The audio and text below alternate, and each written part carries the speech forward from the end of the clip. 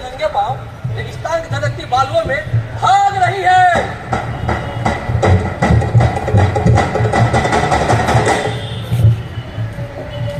मैं सुदूर के गांव से आई हूँ। एक औरत न जाने कब से धान के खेतों में और चाय के बगानों में अपनी ताकत से ज्यादा मेहनत करती आई है। मैं सूरज के अंधेरे खंडरों से आई हूँ, जहाँ ना जाने कब से मैं नंगे पांव अपनी मरियम गाय के साथ खलियान में दंड का बोझ उठा रही हूँ। उन बंजारों में से एक औरत जो पहाड़ों की गोद में बच्चे जनती है। अरे सन मनोहर मंगल मूरत सुहावन सुंदर सूरत हो। अरे सन मनोहर मंगल मूरत सुहावन सुंदर सूरत हो। गलना गलना रे काले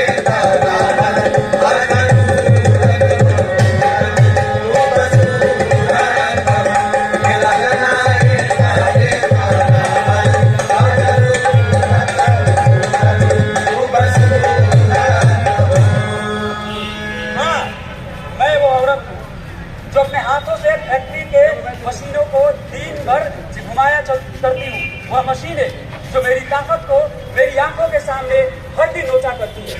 वो औरत जिसके खूने जिगर से खूंखार कंकालों की प्यास बुझती है। वो औरत जिसके बहते खून से सरमायादार का मुनाफा बढ़ता है। एक औरत जिसके लिए तुम्हारी गहरा श्रद्धा वाली मैं एक भी शब्द ऐसा नहीं है जो उसके महत्व को बयान कर सके। तुम्हारी शब्दावली केवल उसी औरत की बात करती है जिसके हाथ साफ है, जिसका शरीर नर्म है, जिसकी त्वचा मुलायम है और जिसके बाल खुशबूदार हैं। मैं वो औरत हूँ जिसके हाथों को दर्द की पैनी छुरियों ने घायल कर दिया। एक औरत जिसके खाल में रेगिस्तानों की झलक दिखाई पड़ती है।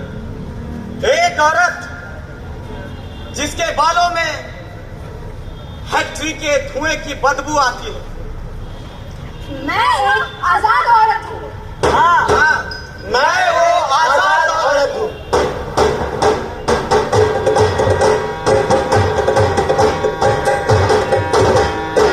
नहीं अबला नहीं ना हम बेचारी है, नहीं अबला नहीं ना हम बेचारी है। जोश भरा एहसास लिए हमने दौर की नारी है, जोश भरा एहसास लिए हमने दौर की नारी है। मैं दौर की नारी है, मैं दौर की नारी है, मैं दौर की नारी है।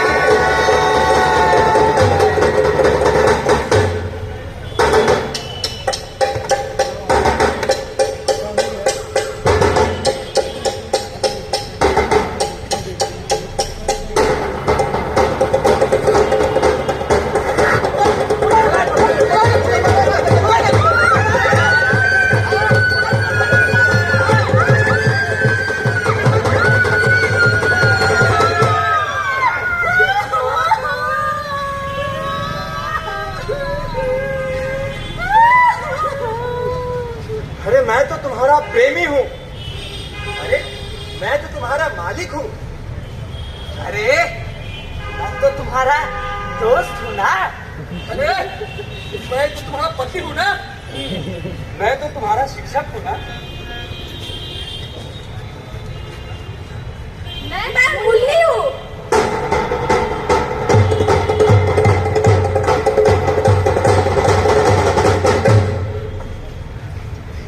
मुन्नी, 11 एकम 11। मुन्नी, 11 एकम 11। कब की चिलम भरने को दी, अभी तक नहीं आया।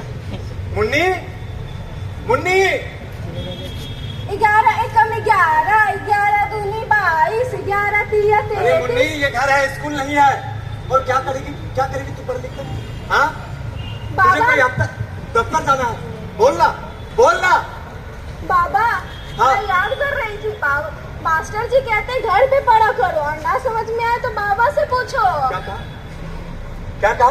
बाबा से पूछो। बाबा से पूछो तो घर में बैठो और काम करो। स्कूल जाने की कोई जरूरत नहीं है। क्या होगा स्कूल जाकर? हाँ,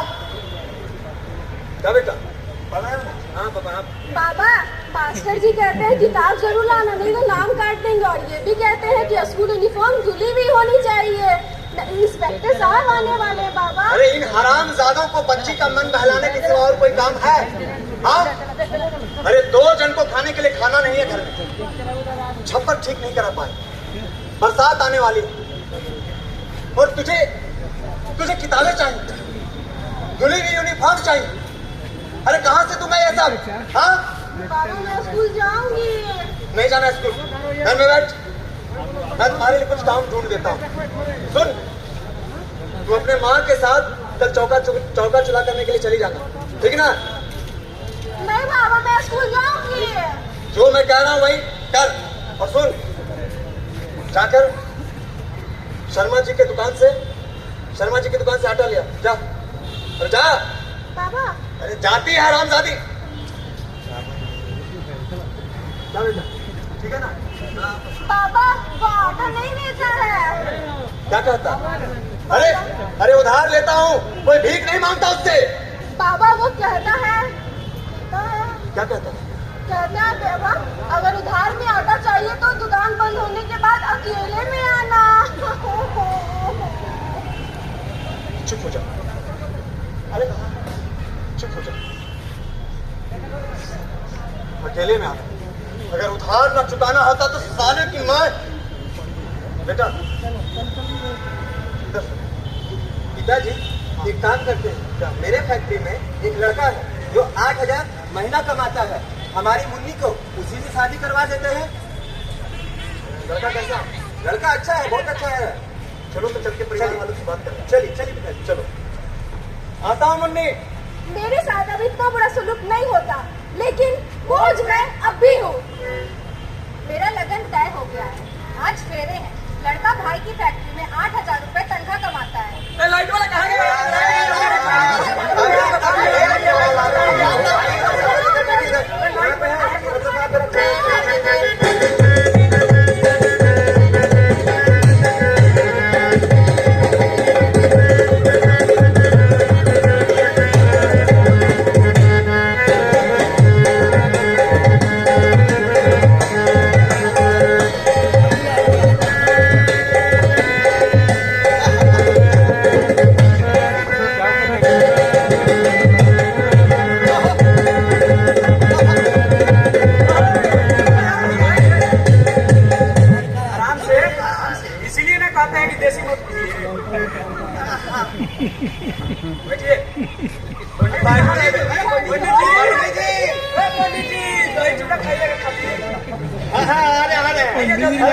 धीरे धीरे चलने की आदत हो गई है। हाँ, खुश रहिए। अरे दही चूड़ा, अरे क्या अभी अक्षत नहीं लाए? जन्माना नहीं, जल्दी अक्षत लाइए। हाँ तो आइए, देखिए ना है नहीं। हाँ देखिए, आँख से भी दिखता अभी नहीं। अच्छा ठीक है। लीजिए, चल गया। चलिए मंत्र पढ़िए। हाँ लीजिए। सास ससुर की आज्ञा मानेंगे स्वाहा। हाँ, पति को साक्षात देवता मानेंगे स्वाहा। हाँ, अब पहले पति को खिलाएंगे, फिर बाद में हम खाएंगे स्वाहा। शादी नहीं करेगा पंडित जी, ये पीछे से नोच रही है।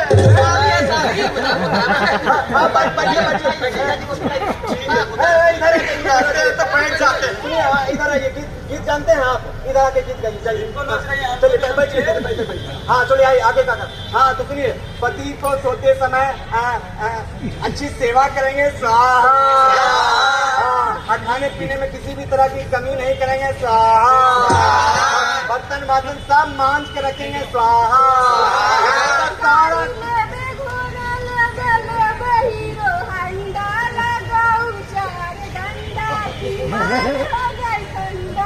अरे वाह, क्या गीत गाए। तो दक्षिणा दीजिए हमको भी। जल्दी बाबा, देसी की विदेश। ना, ये सब नहीं होगा। हम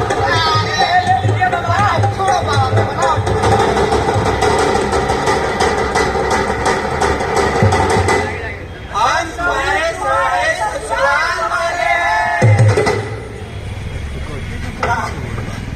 और हम तुम्हारे पति हैं। सुनो, कल से काम धाम करने जाओगी, समझी?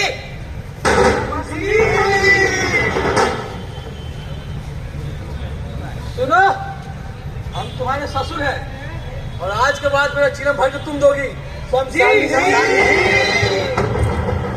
और हम तुम्हारा प्यारा छोटा सा मुन्ना देवर, मुझे रोज सुबह खाना चाहिए, समझी? मैं तुम्हारी सास हूँ, आज से घर का चूल्हा चौका तुमको करना होगा, समझी?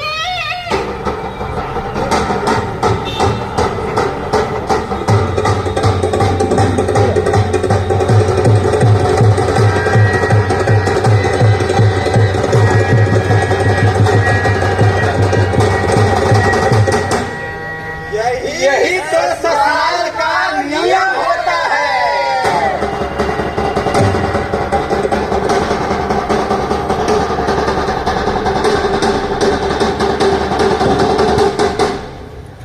ससुराल में ऐसे जुल्म सहते सहते मुझे 8 साल हो गए। मेरे 2 छोटे छोटे बच्चे। ससुर जी के मरने के बाद से ही मेरा पति शराबी हो गया। गाली गलौज, मारपीट, ये तो मेरे लिए आम बात है। मेरे बच्चे रो रहे हैं, मैं आती हूँ। अरे ओ हरामजादी, ये मुन्ना क्यों रो रहा है रे? जाग गया होगा तुम्हारे भौंकने से। जाग गया है तो उसे फेंक दे उठा के बाहर। चुप करो इसे। तुम्हारा ही है ना? Sorry, my mistake. तुम कोई काम धंधा क्यों नहीं ढूंढ लेते? दिन भर शराब पी के पड़े रहते हो। हरामजादी तुमसे जवान लड़ाती है, जवान लड़ाती है। अरे आदमी फैक्ट्री से काम करके थका मांदा आता है, साला वहाँ सुपरवाइजर की भाव और उसके बाद तुम्हारे यहाँ सारी हरामजादी। दहेज के नाम पे तो बाप का नाक में दम हो गया और ये जवान लड़ा हरामजादी। जा जल्दी काम करने तो नाक फाड़ दूंगा, जा। हरामजादी। औरत की हालत का ये तो जाना माना किस्सा है।